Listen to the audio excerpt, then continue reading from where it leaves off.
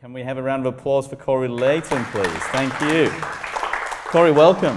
Thank you for having me. Yeah, so we're going to chat a little bit and obviously look into that distribution channel a little bit more later on, but can you take us back to those early days of Hits FM when you were Someone's done their research. Captain Turntable? Sure. Let's start there, shall we? Okay. Let's go to the awkward part of your career. Great. So yeah, I started on radio. I worked my way up through community radio into commercial radio. I quickly just sweep through everything you just spoke about. Yeah. And I, like many people in radio, it's a fickle industry.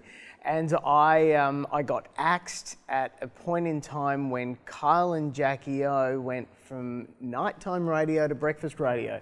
And then I had the opportunity to work in promotions and worked my way up through there and have worked at most radio networks and overseas. And then I guess I'd been doing it for so long, I need to try something different. Worked in a content creation agency here in Melbourne, a company called Ensemble, did that for a couple of years, and then an opportunity came up to work in brand integration, content creation in the podcast space. So it was kind of my two loves in one. And that was a couple of years ago now when I joined Whoosh. Yeah. And in terms of the whole podcast scene, would you say we're riding this early wave of podcasting? Can you give us a bit of intro into kind of what the marketplace looks like at the minute for you? Yeah, it's interesting because podcasts aren't new. They've been around since 2004, but for the majority of people, they've really come into their lives in the last year or two, where via either their work or social groups, they're just hearing about podcasts a lot more. When it comes to brands, podcasts are still, even though it's been around for so long, a relatively new space. But for a lot of people, they've been around for a long time, but they're sort of having their in vogue time. Yeah, we had a little chat before as well, and I think you had some questions for the audience as well this evening, just so we could see about the conversation that we have, where it's going to go. Yeah, as well. I was really just interested, if maybe via a show of hand, is there anyone that's here from a brand perspective tonight, be it their own brand or a brand they work for? No. Is there any independent people that are kind of looking to make their own thing? Most. Is there any agency people here? Okay, so it's either independents or people that have found themselves awkwardly in a podcasting session that shouldn't be here. Is there anyone else? Have I missed any groups? No. Has anybody started a podcast already? Has anyone got one off the ground? One. Excellent. Awesome. Well done. So yeah, maybe talking a little bit to those people that are thinking about then, obviously, starting their own podcast, taking it back from that brand perspective. Any kind of insights you can give around that? Serpil had it 100% on the money. Podcasts are really hard, like really hard. In fact, the advice we give to a lot of people, in fact, most people that come to us are going, hey, we're thinking of doing a podcast, is maybe you shouldn't.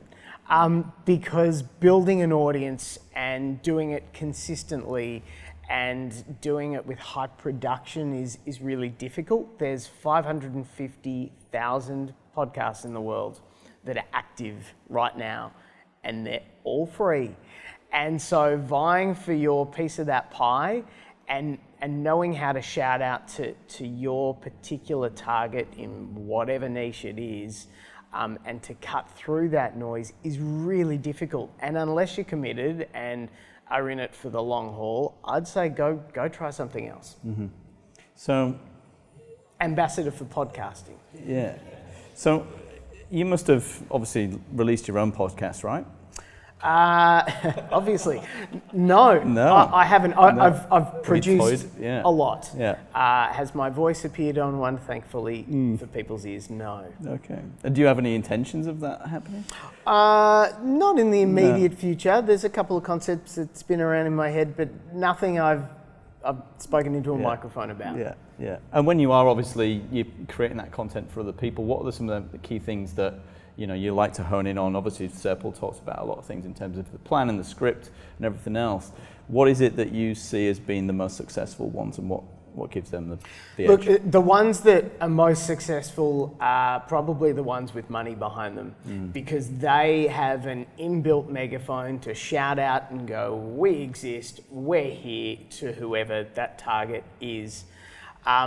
Beyond that, the ones that actually take care in telling a story and adding production values is integral. We are a podcast host, and we have a lot of podcasts on our network where someone goes, right, let's talk, record, and then stop at the end, and they upload that, and they expect people to be driven to it. And while your family and friends might, getting people to stay and have them engaged for the continued amount of a podcast takes a trick. And so production and knowing how to tell a story absolutely is key. And telling that story, is that enough to build the audience and the community, would you say? No. So if your cover art is crap, and a lot of people don't even think about their cover art, they get to the very end and they're like, oh, we're launching in 3 days, better get to that cover art. The thing about podcasts is people judge them by their cover. And so if you don't have a great piece of cover art, no one will even press play, because they're surrounded by great cover art that's out there and it's free, and they'll just go somewhere else. They won't even listen to your first second.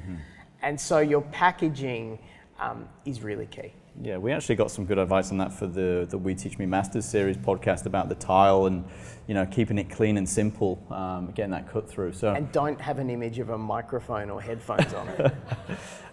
Less because text. people know it's a podcast. Yeah, exactly. So that takes us maybe onto some of the you must have seen obviously some, we don't have to name any names, but where it's gone wrong for people. So maybe some examples have you got any horror stories of where, people have plowed a lot of cash into this? And I do. Yeah. Any I can share? Not really. There are, I did say earlier, having a megaphone is helpful to get a great podcast.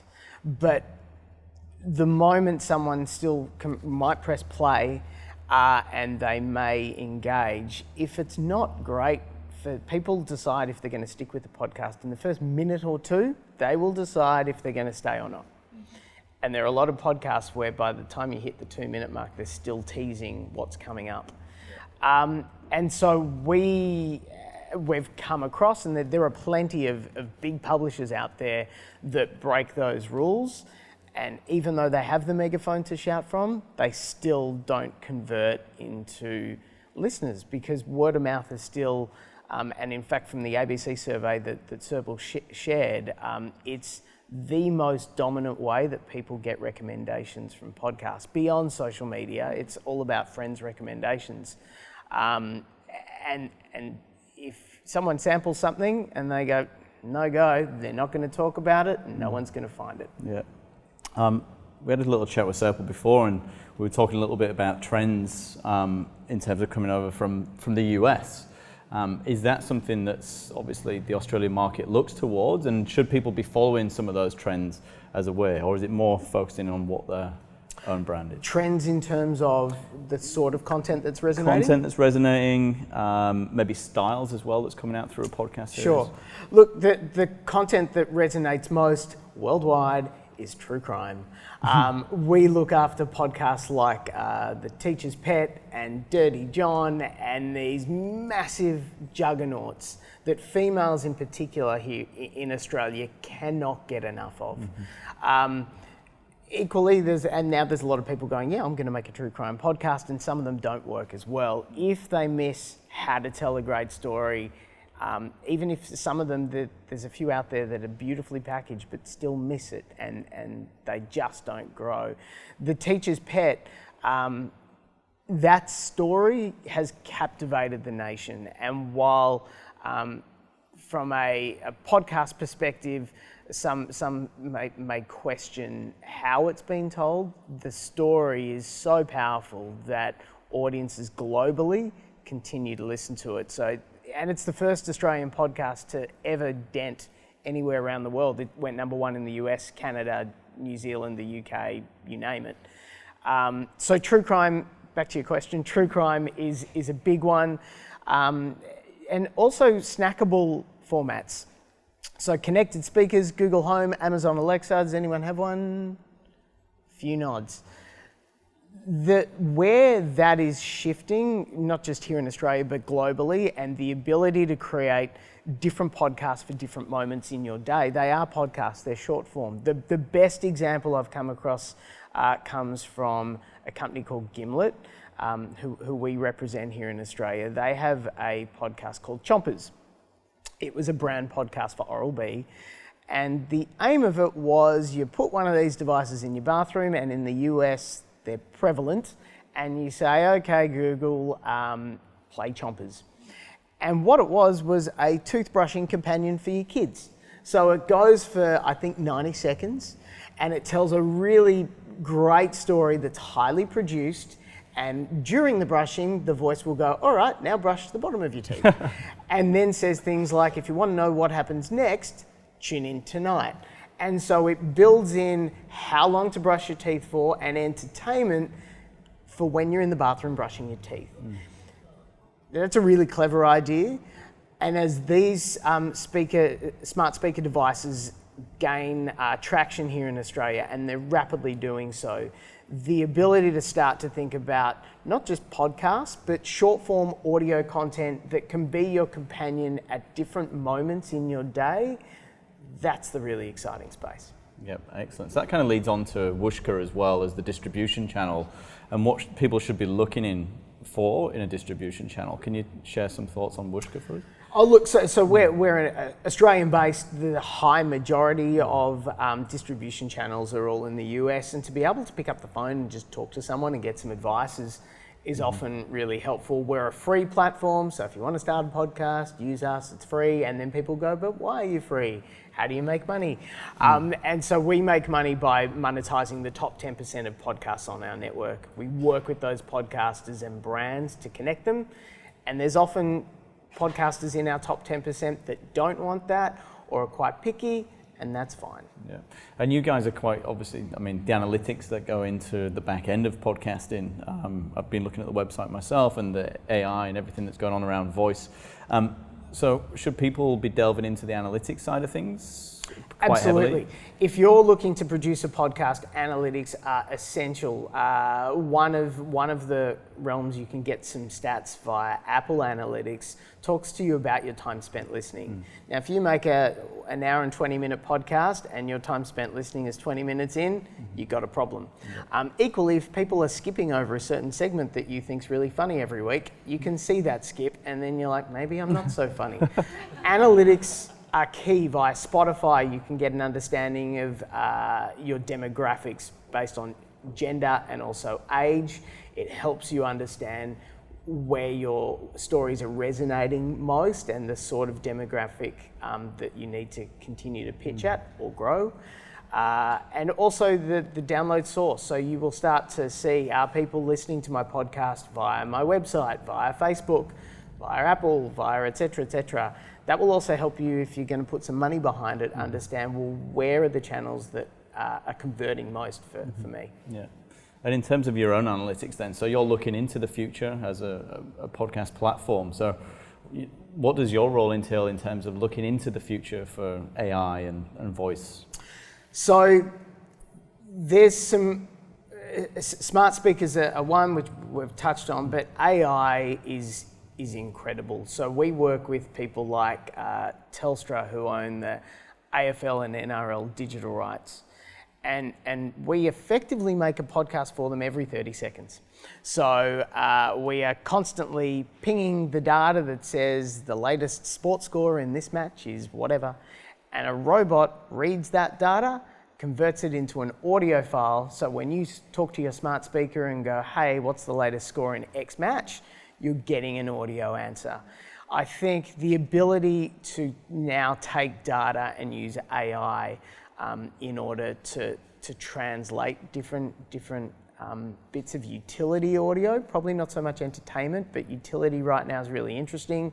If you haven't seen Google, they did demonstration only a few months ago about booking, I think it was a hairdresser appointment. Has anyone seen this? And it's freaky. Robots know that a full stop means to breathe. robots know now to say things like to fill in voids of silence. And robots also, there's one company in the US that's able to digest, this is a bit scary, digest, say, 10 minutes of Trump talk, why wouldn't you?